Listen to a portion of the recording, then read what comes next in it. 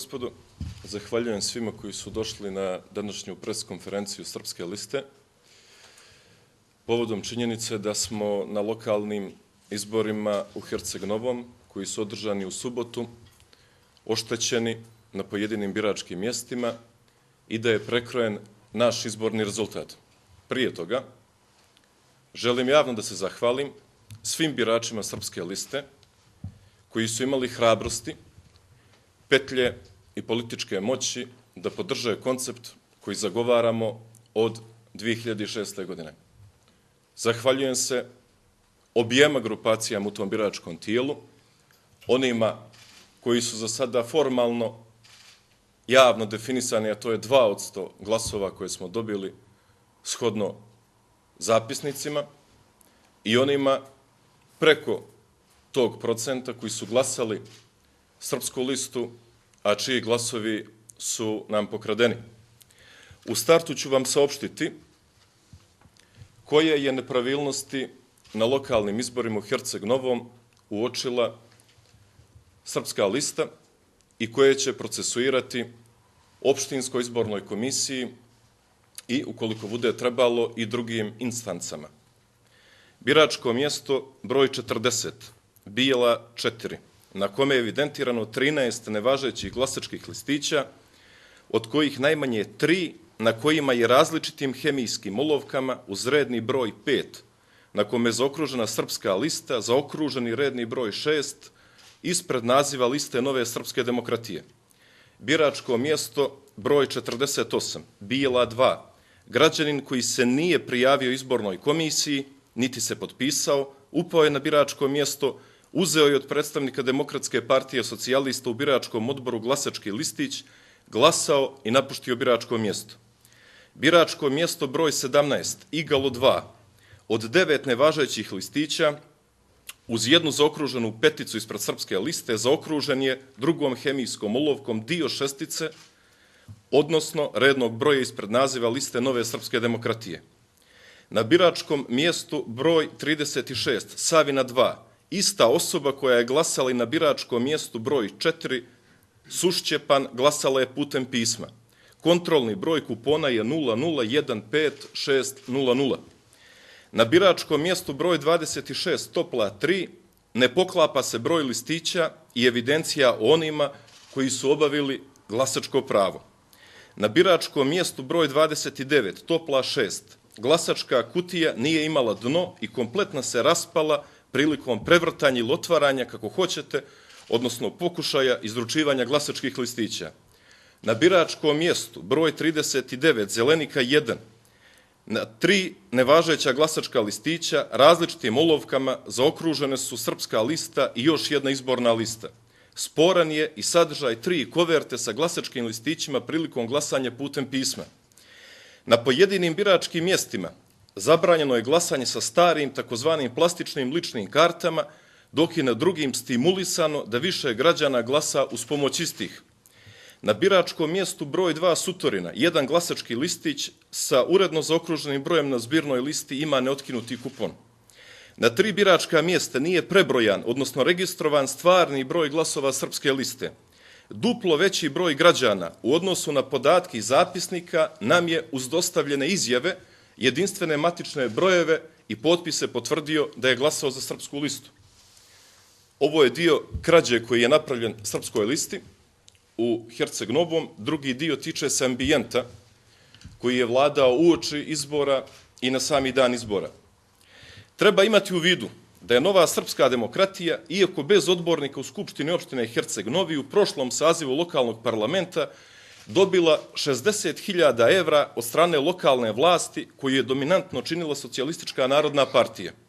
Također, jednom odborniku Nove, nakon što je dobio sudski proces, koji će nakon toga opet postati sporan, sa računa opštine ekspresno je isplaćeno 167.000 evra.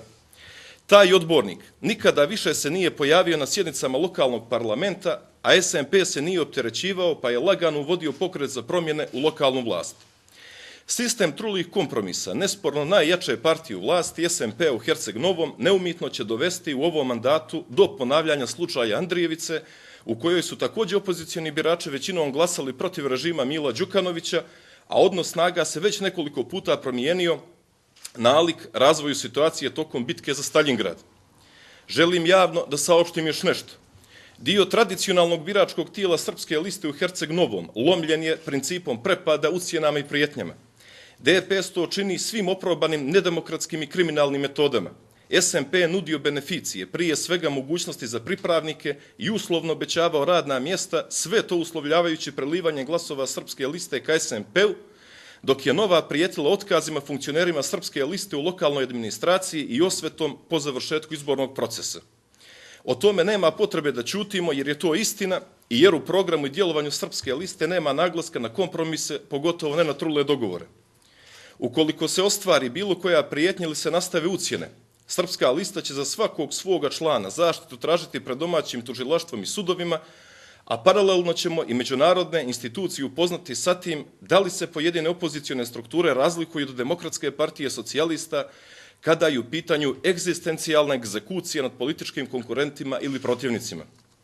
Koliko se naši konkurenti sa uslovno rečeno srpske strane nisu libili načina na koji su nam otimali glasove, neka posvjedoči da su upućivane otvorene javne i tajne prijetnje čak i odbornicima Srpske liste. Socijalistička narodna partija ima šansu da na ponovljenim izborima na nekim biračkim mjestima u Herceg Novom, ne sputavajući rezultat Srpske liste, obezbijedi 20. odbornika za parlamentarnu većinu. U toj situaciji potencijalni preletači koji pregovaraju sa SMP-om i sa DPS-om izgubili bi uticaj za ocjenjivanje, a DPS bi ostao i bez teoretskih šansi da ponavi scenariju iz Andrijevice ili Kolašina 2006. godine. Ukoliko SMP sa već jasnim partnerima, recimo zbog pritiska Nove, ostane čvrsto u namjeri da spriječi Srpsku listu, da na ponovljenim izborima na nekim biračkim mjestima uđe u lokalni parlament, onda je jasno da su neregularnosti na biralištima u Novom naprijed dogovoreni manevar socijalista i lažnih nacionalista svih boja i dezena kako bi međusobno čuvali političke prostore koje kontrolišu i ostavili mogućnost za skorašnju saradnju na svim nivoima. To bi bila i posljednja jasna poruka da je za SMP i druge u vlasti i opoziciji program Srpske liste sistemski rizičan. Ni to neće biti sporno jer se Srpska lista sprema za samostalan izlazak na državne izbore, svjesna da će se, ako ne danas ili sjutra, a ono za 5 godina morati primjenjivati koncept manjinske zaštite prava Srba u crnogorskoj državi. Na nama je da ostanemo dosledni i da nam protivnici ili konkurenti ne mogu kazati bilo što od onoga što mi njima možemo brk u brk i u svakom trenutku. Do tada će nas i kao stranku i kao narod mnogi krasti na svim nivoima i to nije sporno, ali vrijeme će i ono što baš taj široki pojam i život sobom nose i nameću, brzo pregaziti čak i one gromade kojima su usamljena ideološka filosofija, metodi Kosa i Udbe. Treći, veoma bitan aspekt onoga što se dešavalo na izborima u Herceg Novom jeste ponašanje, odnosno djelovanje dnevnog udbaškog smeća, novina Dan, koje su na više načina oštetile Srpsku listu. Na sam dan izbora, na 3. strani Dana, objavljena je zbirna izborna lista u Herceg Novom i te novine su naravno, pogotovo od strane onih koji čine novu srpsku demokratiju u tom gradu, dijeljene kao sugestija za glasanje. Dakle, pod rednim brojem 7 umjesto broja 5 navedena je Srpska lista. Ne treba naravno da vas ubjeđujem da je veoma uredno kao broj 6 navedena Nova srpska demokratija povlaka Andrija Mandića. I to im je bilo malo, pa su idućeg dana kada su objavili preliminarne rezultate sa birališta u Herceg Novom, izvor im je naravno Nova i PZP ili moderni Boro i Ramiz, Andrija Mandić i Nebojša Medojević, pokrali su nam i tu 20 ili 30 glasova kako bi na taj način pokušali da obezvrijede naš rezultat u srpskom biračkom tijelu. 5. marta, u ponedjeljak dan, je objavio navodno istraživanje koje je radila nevladina organizacija Evropska perspektiva, koju čine funkcioneri Nove srpske demokratije iz Nikšića. Po tim rezultatima za Novu srpsku demokratiju u Tivtu glasaće 13,38% birača. To je Dan objavio na naslovnoj strani. Za Novu je glasalo duplo manje građana. Recimo, u Tivtu je navedeno da će za Hrvatsku građansku inicijativu glasati 2,6%, a HGI je dobila troduplo više. U Herceg Novom da će za Novu glasati 15,53%, Nova je dobila duplo manje. Za Pokret za promjene 11,01% i Pokret za promjene dobio duplo manje glasova, a sva ta istraživanja su definisano osim rasta nove i po principu DPS vodi u Tivtu i Herceg Novom, čime se davala direktna sugestija dijelu birača da glasuju za Demokratsku partiju socijalista. Idućeg dana bliski rođak Mila Đukanovića, šef izvršnog odbora Nove srpske demokratije Milutin Mićo Đukanović, daje sljedeću izjavu pa kaže da je to njima malo shodno toj anketi te da će oni dobiti duplo više glasova. Čime se nastavlja besomučna kampanja koju Dan vodi za Novu srpsku demokratiju, izdanje Dana 6.3.2012. godine.